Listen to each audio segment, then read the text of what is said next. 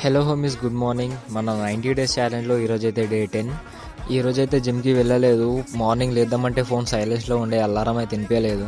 రేపు ఎలాగో Sunday rest day అనేసి ఇంకా అదేదో ఈరోజే రెస్ట్ తీసుకొని రేపు జిమ్కి వెళ్దామని అయితే అనుకున్నా. ఇంకా మార్నింగ్ అయితే మెల్లగా 8:30కి లేచి ఫ్రెష్ అయితే అయిపోయి బ్రెడ్ ఆమ్లెట్ అయితే తీసుకుంటున్నా 2 ఎగ్స్తోని. ఇంకా 2 ఎగ్స్ అయితే బాయిల్ చేసుకున్నా.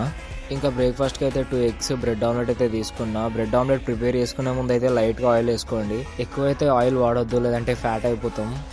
అండ్ ఆఫ్టర్నూన్ అయితే లంచ్లోకి 50 రూపీస్ చికెన్ అయితే తెచ్చుకున్నా. ఇంకా దాంట్లోకి అయితే కారం, పసుపు, ఉప్పు, పెరుగు యాడ్ చేసుకొని కొద్దిసేపు అయితే మంచిగా కలుపుకొని పక్కకైతే పెట్టుకున్నా.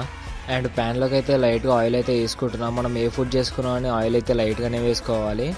అండ్ ఆయిల్ కొంచెం హీట్ అయినాక అందులోకి అయితే చికెన్ వేసుకొని ఒక 10 మినిట్స్ అయితే మనం పక్కకు పెట్టుకోవాలి. అండ్ చికెన్ అయితే కుక్ అయింది. లంచ్ అయితే స్టార్ట్ చేస్తున్నా. లంచ్లోకి పెరుగు, చికెన్, రైస్, లైట్గా కర్రీ అయితే తీసుకున్నా. టేస్ట్ కూడా బాగుండే చికెన్ది. నెక్స్ట్ ఈవినింగ్ అయితే ప్రోటీన్ పౌడర్ అయితే వేసుకున్నా. శనగలు, బాదంతోనైతే మనకు మంచిగా మార్నింగ్ ఓట్స్లోకి వేసుకోనికి ఉపయోగపడుతుంది. ఇంకా నార్మల్గా మిల్క్ షేక్ చేసుకున్నప్పుడు కానీ ఏదానికైనా సరే ఉపయోగపడుతుంది. ఆ మిక్స్ పట్టింది అయితే తీసి ఒక బాక్స్లో అయితే పెట్టుకుంటున్నా.